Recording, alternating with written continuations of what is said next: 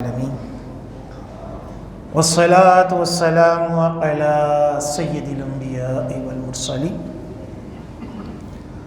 أما بعد فأعوذ بالله من الشيطان الرجيم بسم الله الرحمن الرحيم الصلاة والسلام عليك يا سيدي يا رسول الله وعلى آلك وأصحابك يا سيدي يا حبيب الله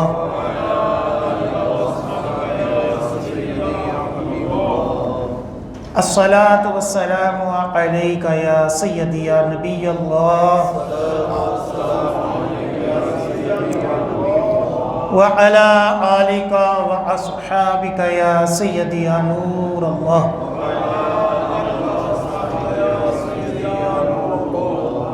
نویت سنت الاعتکاف الحمدللہ عز وجل ہم نماز جمعہ کے لیے حاضر ہوئے ہیں۔ دعا ہے کہ رب تعالی ہماری اس ادنا سی حاضری کو اپنی بلند بارگاہ میں قبول و منظور فرمائے، اور جو کچھ اس جمعے میں بیان ہوگا اسے سننے کی، سمجھنے کی، اس کے اوپر عمل پیرا ہونے کی اور مجھے صحیح طرح بیان کرنے کی توفیق عطا فرمائے۔ آج اسلامی سال کا پہلا دن اور حضرت عمر فاروق رضی اللہ تعالیٰ عنہ کا یوم شہادت ہے۔ آج اس موضوع کے اوپر میں بیان کروں گا، وہ موضوع ہے حضرت عمر فاروق ایک دانشور، کیونکہ آپ رضی اللہ تعالیٰ عنہ کی سیرت کے کئی پہلو ہیں، ان میں سے ایک پہلو دانشور ہونا۔ دانشور کا مطلب ہوتا ہے مفکر، علم والا، گہرائی کے ساتھ کسی چیز کو سوچنے والا۔ تو حضرت عمر فاروق رضی اللہ تعالی عنہ کی اگر آپ سیرت دیکھیں تو آپ ایک عظیم دانشور تھے۔ یہ دانشور قابلیت تھی تو آقا علیہ السلام نے اللہ تعالیٰ سے آپ کو مانگا۔ حدیث پاک کے الفاظ ہیں، آقا علیہ السلام نے دعا کی، اللہم اعز الاسلام بعمر بن الخطاب، کہ اے مولا اسلام کو عمر بن خطاب کے ساتھ عزت دے، کہ اگر عمر مسلمان ہو جائے گا تو کیا ہوگا، اسلام کو عزت مل جائے گی۔ ہم جیسے گناہ گار کیا ہیں، اسلام نے ہمیں عزت دی ہے، ہم گناہ گاروں کو اسلام نے عزت دی۔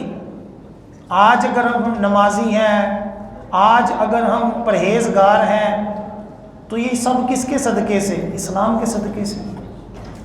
لیکن حضرت عمر فاروق کی کیا شان ہے کہ آقا علیہ السلام ان کو اللہ تعالیٰ سے مانگ رہے ہیں اور کیا کہہ رہے ہیں کہ ان کے سبب اسلام کو عزت دے۔ اس لیے آپ کو مراد رسول بھی کہا جاتا ہے۔ دنیا میں آپ کا نام عمر، آسمانوں میں آپ کو فاروق کے نام سے پہچانا جاتا ہے، اور آسمانی کتاب تورات میں آپ کا نام منطق الحق ہے، جس کا مطلب کیا ہے، حق بات کہنے والا۔ ہمارے یہاں دانشور جو بنتے ہیں، اینکرز وغیرہ جو اپنے آپ کو دانشور کہتے ہیں، اب سب کو پتہ ہے کہ ان کی حیثیت کیا ہوتی ہے۔ جس لیڈر نے پیسہ لگایا ہو وہ امیر المومنین ہے، اور جو مخالف ہوتا ہے وہ ذلیل و حقیر ہے۔ ٹھیک ہے، مولویوں کو جاہل ثابت کر دیتے ہیں، جاہلوں کو سائنسدان ثابت کر دیتے ہیں۔ تو یہ دانشورانہ صلاحیت نہیں ہے، یہ تو فریب ہے، زبان کی چرب زبانی ہے، سمجھ۔ اصل دانشور کیا ہے کہ حضور علیہ السلام ہے، جن کو پچھلی کتابوں میں حضور علیہ السلام کے صدقے حضرت عمر فاروق رضی اللہ تعالیٰ عنہ کو کیا کہا گیا؟ حق بات کہنے والا، ایسا دانشور کہ جو غلط بات ہی نہیں کہتا ہے، اس کے منہ سے غلط بات نکلتی ہی نہیں ہے، بلکہ کیا ہے؟ وہ حق بات کہنے والا۔ انجیل میں آپ کا نام کافی ہے، اور جنت میں آپ کا نام اقدس سراج ہوگا۔ نبی کریم صلی اللہ علیہ وآلہ وسلم نے ارشاد فرمایا ما طلعت الشمس علی رجل خیر من عمر، کہ جن لوگوں کے اوپر سورج طلوع ہوتا ہے، یعنی پوری مخلوق کے اوپر سورج طلوع ہوتا ہے، تو آقا علیہ السلام نے فرمایا کہ اس میں سے بہتر شخص جو ہے وہ حضرت عمر فاروق رضی اللہ تعالیٰ عنہ۔ ایک حدیث پاک میں فرمایا کہ آسمان کے تمام فرشتے عمر کی عزت کرتے ہیں، اور زمین کا ہر شیطان عمر کے خوف سے لرزتا ہے۔ پھر آقا علیہ السلام نے فرمایا کہ عمر اہل جنت کا چراغ ہے۔ مزید فرمایا عمر وہ ہے کہ جو باطل کو پسند ہی نہیں کرتا، نہ باطل منہ سے نکلتا ہے۔ ایک ہوتا ہے کہ بندہ غلط بات کو پسند کر لے لیکن منہ سے نہ نکالے، حضرت عمر فاروق کی یہ شان ہے، آپ ایسے دانشور ہیں کہ نہ منہ سے باطل نکالتے ہیں، نہ ہی دل میں باطل کو پسند کرتے ہیں۔ اور ایک اور حدیث پاک میں آقا علیہ السلام نے فرمایا اللہ پاک کی رضا عمر کی رضا میں ہے، اور عمر کی رضا اللہ پاک کی رضا ہے۔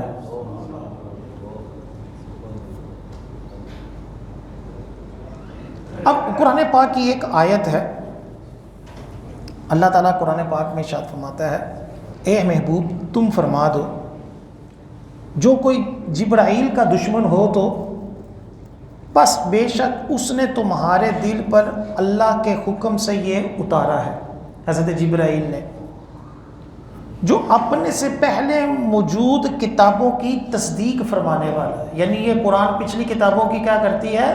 تصدیق فرماتی ہے، اور ایمان والوں کے لیے ہدایت اور بشارت ہے۔ جو کوئی، اللہ تعالیٰ فرماتا ہے من کان عدوا للہ وملائکتہ ورسلہ وجبرائیل ومیکال فإن اللہ عدو للکافرین، کہ جو اللہ کا، فرشتوں کا، رسولوں کا، جبرائیل کا، میکائیل کا دشمن ہے، تو کیا ہے؟ آقا علیہ السلام کو جو قرآن ملا اس کے اندر لکھا ہے کہ تو وہ اللہ تعالیٰ کا دشمن ہے۔ یعنی اس آیت کے اندر اللہ تعالیٰ نے جبرائیل کے ساتھ دشمنی رکھنا، میکائیل یعنی کسی فرشتے کے ساتھ دشمنی رکھنا، کسی رسول کے ساتھ دشمنی یا بغض رکھنا، یا اللہ تعالیٰ کے ساتھ بغض رکھنے کو کیا فرمایا گیا کہ وہ اللہ پاک کا دشمن ہے، اور اللہ کافروں کا دشمن ہے۔ اب اس آیت کا شان نزول کیا ہے؟ یعنی حضرت عمر فاروق کی دانشور صلاحیت کے اوپر یہ آیت کس طرح ہوتی ہے کہ مدینہ شریف کے قریب کچھ فاصلے پر حضرت عمر فاروق کی زمین تھی، آپ اس کی دیکھ بھال کے لیے وہاں تشریف لے جایا کرتے تھے۔ اس راستے میں اہل تورات یعنی یہودیوں کا مدرسہ تھا۔ ایک دن جب آپ وہاں سے گزر رہے تھے تو اہل تورات مدرسے کے اندر چلے گئے، اور جہاں اہل تورات کے علم والے لوگ موجود تھے ان سے فرمایا کہ اللہ رب العزت جس نے حضرت موسیٰ علیہ السلام پر تورات اتاری، میں تمہیں اس رحمان کی قسم دے کر پوچھتا ہوں کیا توریت میں حضرت محمد مصطفیٰ صلی اللہ علیہ وسلم کا تم ذکر خیر پاتے ہو؟ تو وہ علماء نے کہا کہ ہاں، محمد صلی اللہ علیہ وسلم کا ذکر خیر ہماری کتابوں کے اندر موجود ہے۔ حضرت عمر فاروق نے فرمایا خدا کی قسم پھر تو تم ہلاک ہوگے کہ تم جانتے ہو کہ نبی کریم صلی اللہ علیہ وسلم سچے رسول ہیں، پھر بھی ان پر ایمان نہیں لاتے۔ تو ان لوگوں نے کہا کہ ہم ہلاک نہیں ہوں گے، ہم ہلاک نہیں ہوں گے، کیونکہ ہمیں مسئلہ جبرائیل علیہ السلام سے ہے جو ان پر وحی لاتے ہیں۔ جبرائیل ہمارے دشمن ہیں معاذ اللہ۔ حضرت عمر فاروق رضی اللہ تعالیٰ عنہ نے فرمایا اچھا پھر فرشتوں میں کون سا فرشتہ تمہارا دوست ہے؟ اگر جبرائیل تمہارے دشمن ہے معاذ اللہ تو دوست کون سا فرشتہ ہے؟ بولے میکائیل ہمارے دوست ہیں، کیونکہ وہ بارش اور رحمت لاتے ہیں۔ اب حضرت عمر فاروق کی ذہانہ قابلیت دیکھیں۔ آپ نے فرمایا تمہارے مطابق اللہ پاک کے ہاں جبرائیل اور میکائیل کا رتبہ کیا ہے؟ بولے دونوں اللہ کے فرشتے ہیں، دونوں کا قرب ہے۔ فرمایا میں گواہی دیتا ہوں کہ جب وہ دونوں اللہ کے قرب والے فرشتے ہیں تو جو ان سے محبت کرے اللہ پاک ان سے محبت فرمائے گا، اور جو ان سے دشمنی کرے اللہ تعالیٰ ان سے دشمنی فرمائے گا۔ کہ تم کہتے ہو کہ دونوں جب مقرب فرشتے ہیں اور تم ایک کو مانتے ہو اور ایک کو نہیں مانتے تو یہ تو تمہاری سائنس ہی غلط ہے۔ اگر وہ دونوں اللہ کے قرب والے ہیں تو جو ان میں سے کسی ایک کے ساتھ دشمنی رکھے گا تو وہ کیا کرے گا؟ اللہ سے دشمنی رکھے گا۔ اور ایک روایت کے اندر آپ کے الفاظ یہ تھے کہ من کانا عدو للہ و ملائکتہ و رسلہ و جبرائیل و میکال فإن اللہ عدو للکافرین، کہ جو اللہ پاک، اس کے فرشتے، اس کے رسولوں اور جبرائیل و میکائیل کا دشمن ہے، بے شک اللہ پاک سب کافروں کا کیا ہے؟ وہ دشمن ہے۔ حضرت عمر فاروق ان علماء سے گفتگو کر کر جب نبی کریم صلی اللہ علیہ وآلہ وسلم کی بارگاہ میں حاضر ہوئے تو آپ علیہ السلام نے فرمایا تمہیں وہ آیات سناؤں جو ابھی میرے اوپر نازل ہوئی ہیں؟ عرض کیا جی آقا علیہ السلام ضرور سنائے۔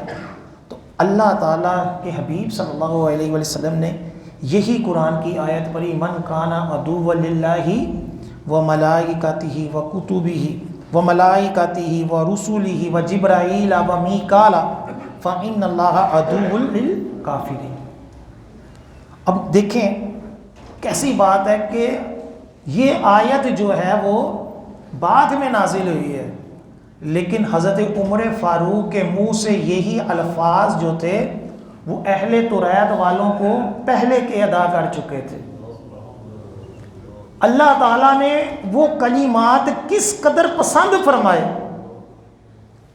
حضرت عمر فاروق کے وہ کلمات پسند فرمائے اور قرآن کے اندر وہ کلمات قرآن کا حصہ بن گئے۔ قرآن میں اللہ تعالیٰ نے وہ کلمات رہتی دنیا تک وہ نازل فرما دیے کہ اللہ کے فرشتوں، اللہ کے رسولوں کے ساتھ دشمنی کرنا کیا ہے؟ رب سے دشمنی ہے۔ اس سے یہ پتہ چلا کہ حضرت عمر فاروق رضی اللہ تعالیٰ عنہ کا کتنا مقام و مرتبہ ہے اور کتنے دانشور ہیں کہ جو آپ کے منہ سے نکل جائے اللہ تعالیٰ وہ پورا بھی کر دیتا ہے، اور یہاں اللہ تعالیٰ نے وہ کلمات قرآن کا حصہ بنا دی۔ اب یہاں دوسرا پوائنٹ یہ بھی ہے کہ یہاں اللہ تعالیٰ نے اپنے رسولوں اور اپنے فرشتوں کا کس قدر مقام و مرتبہ بلند کیا۔ دو جگہیں ایسی ہیں کہ جہاں اللہ تعالیٰ نے اعلان جنگ فرمایا۔ ایک سودی لین دین کرنے والوں کے بارے میں فرمایا ہے قرآن میں کہ ان کے خلاف کیا ہے؟ اعلان جنگ ہے۔ اور دوسرا اللہ تعالیٰ نے اپنے ولیوں، اپنے دوستوں، اپنے محبوب سے بغض رکھنے والے کے بارے میں فرمایا کہ کیا ہے؟ تمہارے خلاف اعلان جنگ ہے۔ اب وہ لوگ جو صحابہ کرام علیہم رضوان کی شان میں بے ادبیاں کریں، نبیوں کی شانوں میں بے ادبیاں کریں، اہل بیت کی شان میں بے ادبیاں کریں، اولیاء کرام کے بارے میں بے ادبیاں کریں، تو بیسیکلی وہ کن کے ساتھ جنگ کر رہے ہیں؟ وہ اللہ تعالیٰ کے ساتھ کر رہے ہیں۔ کسی فرشتے، کسی رسول کی شان میں ادنا سی بھی گستاخی جو ہے وہ کیا ہے؟ وہ کفر ہے۔ اور کسی عظیم ہستی کے بارے میں، صحابی ہو یا اہل بیت ہو یا ولی ہو، ان کے بارے میں بغض رکھنا ہلاکت ہے۔ صحابہ کے، اہل بیت کے بارے میں بغض رکھا تو گمراہ شخص ہے۔ کسی ایک صحابی سے بھی بغض رکھتا ہو، حضرت امیر معاویہ رضی اللہ تعالیٰ عنہ کے بارے میں بغض رکھنے والا ہو، وہ گمراہ شخص ہے۔ حضرت علی رضی اللہ تعالیٰ عنہ کو صحابہ سے فضیلت دینے والا گمراہ شخص ہے، اور معاذ اللہ حضرت علی کو نبیوں سے افضل کہنے والا دارا اسلام سے خارج ہے۔ تو قرآن پاک کی اس آیت کے اندر جہاں حضرت عمر فاروق کی شان ہے، وہاں یہ بھی نظریہ ہے کہ جو بھی اللہ تعالیٰ کے ہاں قرب والی ہستی ہو، اس کی شان کے اندر زبان درازی کرنا یا اس سے بغض رکھنا، کینہ رکھنا، یہ اللہ تعالیٰ سے بغض و کینہ رکھنا ہے، اور اللہ تعالیٰ اس کا دشمن ہے۔ ایک روایت میں آتا ہے، اور یہ روایت جو کئی کتابوں کے اندر موجود ہے، کہ ابو حسیب نامی ایک شخص تھا جو کفن بانٹا کرتا تھا۔ جب بھی اسے خبر مل جاتی کہ فلاں جگہ میت ہوئی ہے تو وہ فوراً کفن مفت میں اس کو دینے چلا جاتا۔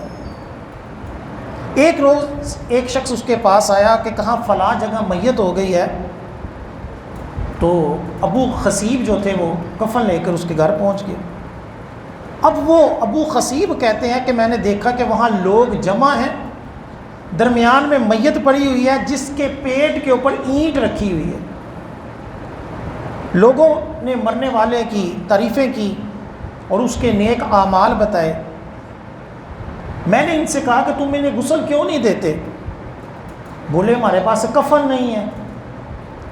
فرماتے ہیں کہ میرے ساتھی کفن لے آئے اور گرم پانی شروع کر دیا کرنا، تو میت ایک دم سے بیٹھ گئی، اٹھ کے بیٹھ گئی۔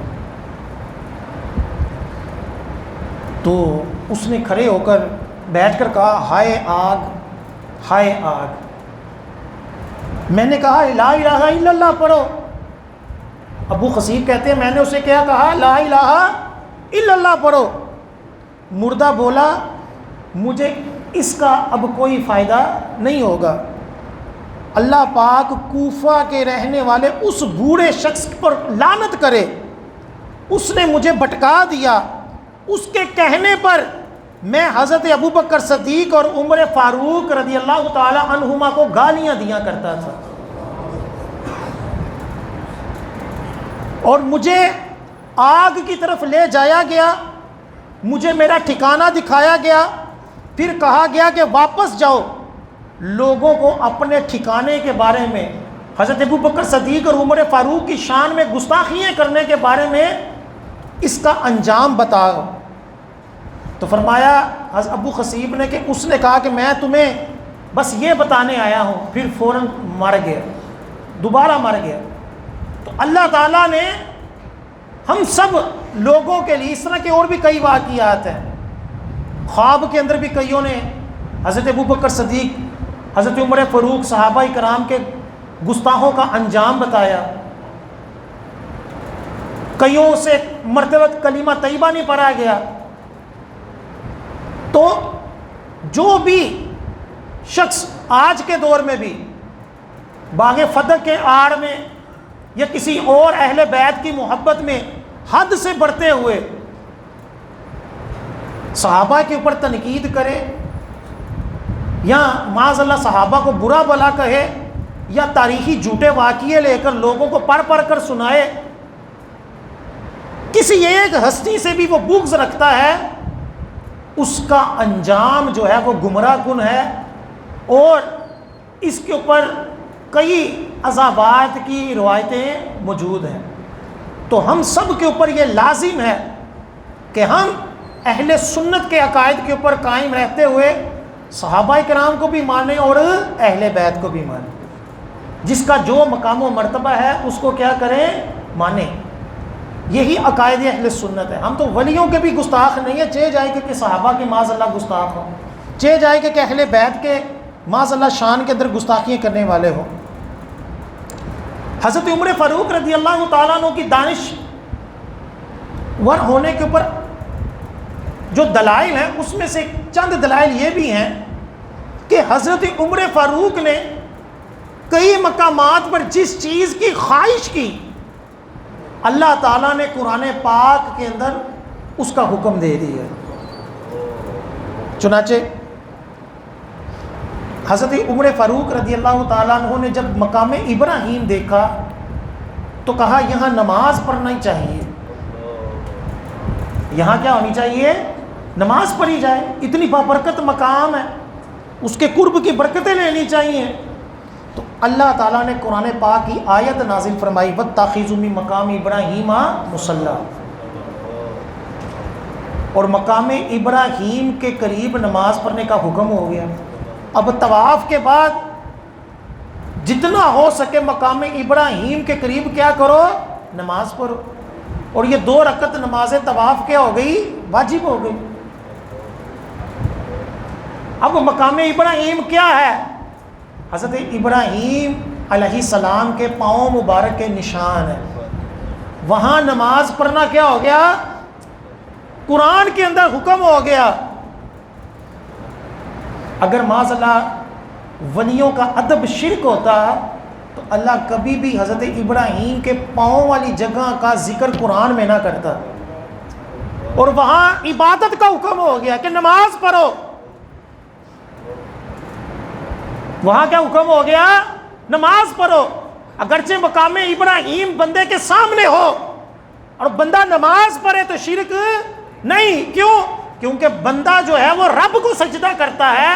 ایک مسلمان کسی ولی کو، کسی نبی کو، کسی مقدس شے کو سجدہ نہیں کرتا، وہ سجدہ کس کو کرتا ہے، رب تعالیٰ کی ذات کو کرتا ہے، اور یہ شرک نہیں ہوتا۔ کسی ولی کے قرب کے اندر نماز پڑھنا، کسی ولی کی مقدس جگہ کا احترام کرتے ہوئے ننگے پاؤں چلنا، ٹھیک ہے، یہ شرعاً شریعت نے پسند کیے۔ کسی ولی کو، کسی مزار کو سجدہ کرنا حرام ہے، یہ اہل سنت کے اوپر بہتان ہے کہ ہم سجدے کرواتے ہیں۔ کسی ولی کو، کسی آستانے کو سجدہ کرنا تو دور کی بات، اللہ حضرت فرماتے ہیں حد رکوع تک جھکنا بھی حرام ہے، حد رکوع تک جھکنا بھی حرام ہے۔ کسی کو سلام کرتے ہوئے بھی حد رکوع تک جھک جانا یہ حرام ہے، یہ یاد رکھنا چاہیے۔ تو حضرت عمر فاروق رضی اللہ تعالیٰ عنہ نے چاہا، اللہ نے حکم فرما دیا۔ اسی طرح صفا مروہ کی سعی کا حکم، حضرت عمر فاروق نے چاہا کہ یہ صفا مروہ کی سعی بھی لازم ہونی چاہیے۔ تو اللہ تعالیٰ نے قرآن پاک میں فرما دیا ان صفا والمروہ من شعائر اللہ فمن حج البیت او اعتمر فلا جناح علیہ ان یتطوف بہما، کہ جو صفا حج کرے یا عمرہ کرے تو اس کے اوپر صفا مروہ کی سعی کرنا کوئی گناہ نہیں، اب واجب ہو گئی۔ اور یہ کس نے پسند کیا، حضرت عمر فاروق نے۔ پہلے اجازت تھی کہ منافق کی بھی نماز جنازہ پڑھی جائے، کہ بظاہر تو کلمہ گو ہے نا، کوئی بات نہیں، پڑھو۔ تو حضرت عمر فاروق نے یہ چاہا کہ منافقوں کی نماز نہیں پڑھی جانی چاہیے۔ تو تو اللہ تعالیٰ نے قرآن پاک میں حکم دے دیا کہ ولا تصلی علی احد منہم مات ابدا ولا تقم علی قبرہ، کہ آپ آج کے بعد نہ کسی منافق کی نماز جنازہ پڑھیں، نہ ان کی قبر پر کھڑے ہوں. یعنی کس قدر حضرت عمر فاروق کی اللہ تعالیٰ کے ہاں مقام و مرتبہ ہے، دانشورانہ صلاحیتیں ہیں کہ آپ چاہتے ہیں تو وہ چیز اللہ قرآن میں فرما دیتا ہے. پردے کا حکم، پردہ عورت کے اوپر لازم ہونا، یہ بھی حضرت عمر فاروق کی منشا تھی کہ آزاد عورتوں کے لیے پردے کا حکم ہونا چاہیے. تو پردے کا حکم ہو گیا. علماء کرام نے تفاسیر اور احادیث کی روشنی میں کئیوں نے اکٹھی کی تو 20 سے زیادہ آیات ایسی ہیں کہ جو حضرت عمر فاروق کی منشا کے اوپر نازل ہوئی ہیں.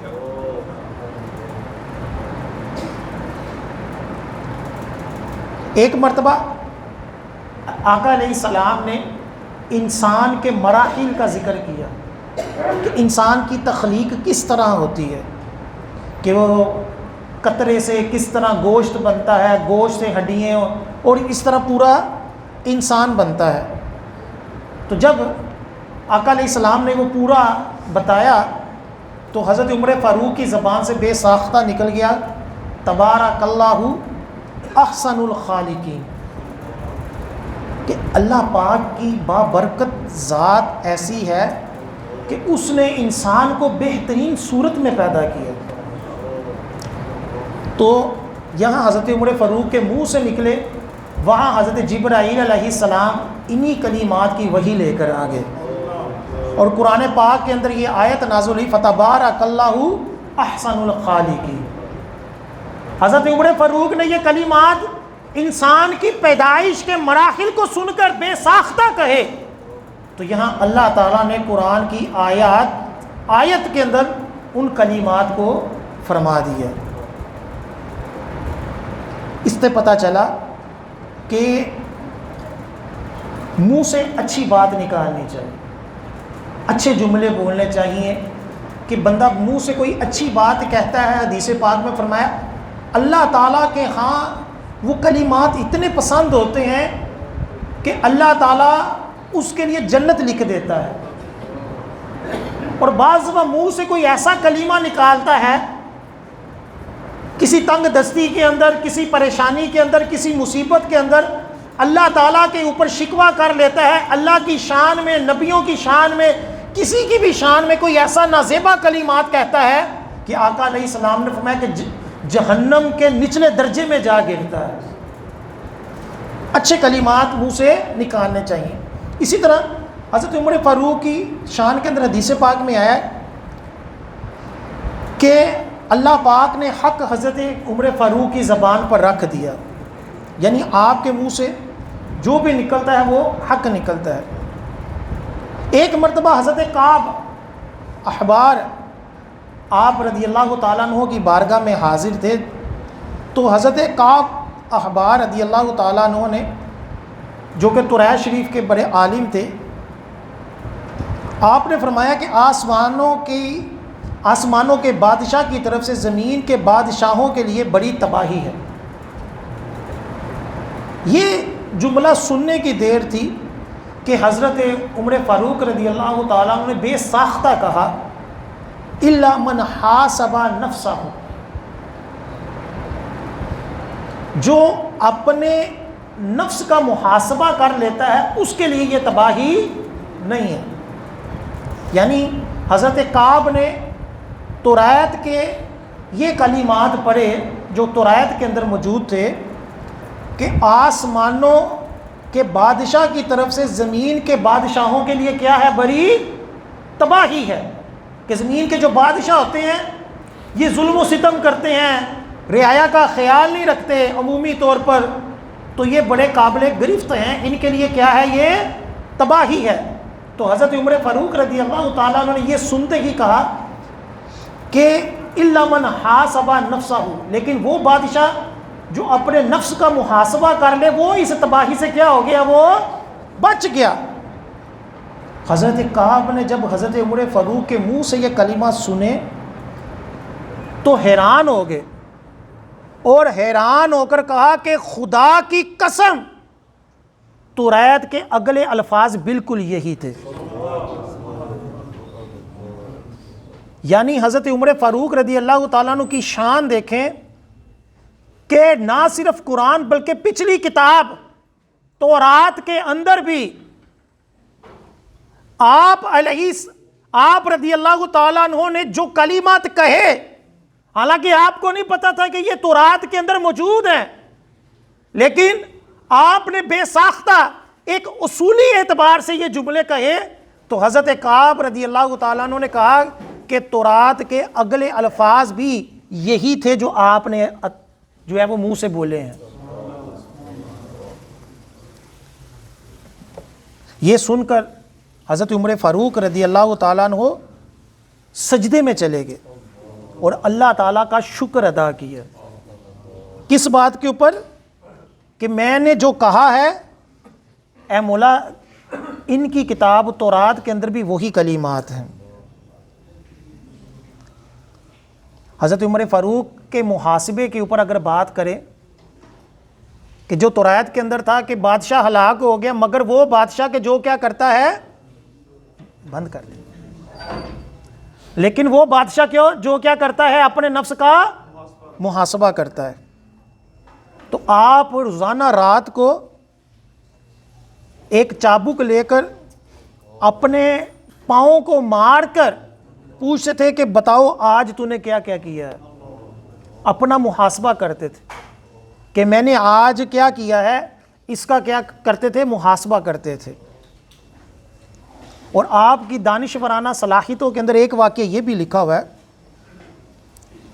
کہ آپ کا ایک دوست تھا، وہ ہجرت کر کر ملک شام میں چلا گیا، وہی رہنے لگا. ایک مرتبہ ملک شام سے ایک شخص آیا، حضرت عمر فاروق کی خدمت میں حاضر ہوا. آپ نے اس سے پوچھا کہ میرے فلاں دینی دوست کا کیا حال ہے؟ وہ کہنے لگا علی جان وہ تو کبیرہ گناہوں میں مبتلا ہو گیا ہے، شراب پینا شروع ہو گیا ہے. حضرت عمر فاروق نے کہا کہ تم جب واپس شام جانے لگو تو مجھ سے مل کر جانا. کچھ دنوں بعد وہ جب شام جانے لگا تو حضرت عمر فاروق کے پاس آیا تو آپ نے ایک خط لکھا اور اس خط کے اندر یہ آیت لکھی، حامیم تنزیل الکتاب من اللہ العزیز العلیم غافر الذنب وقابل التوب شدید العقاب. حامیم کتاب کا نازل فرمانا اللہ کی طرف سے ہے جو عزت والا، علم والا ہے، گناہ بخشنے والا اور توبہ قبول کرنے والا اور سخت عذاب دینے والا. پھر اپنے اس بندے کو کچھ نصیحتیں کی دوست کو اور کہا کہ یہ خط جو ہے وہ اس کو جا کر دے دینا. اب حضرت عمر فاروق کے خط کی تاثیر یہ تھی کہ جیسے ہی آپ کے دوست نے آپ کا وہ خط پڑھا تو وہ رونا شروع ہو گیا اور اس نے کیا کی، توبہ کر لی. تو آپ کو جب وہ خبر پہنچی کہ اس نے توبہ کر لی ہے تو دیکھیں آپ نے کیا پیارا جملہ ارشاد فرمایا. تو آپ نے فرمایا کہ اسی طرح کیا کرو، جب تم دیکھو کہ تمہارا بھائی پھسل گیا ہے تو اسے سیدھے راستے پر لانے کی کوشش کیا کرو، اس کی طرف خصوصی توجہ کرو، اس کے لیے دعا کرو کہ اللہ پاک اس کو توبہ کی کیا کرے، توفیق دے. اور اس کے خلاف شیطان کے مددگار نہ بن جایا کرو.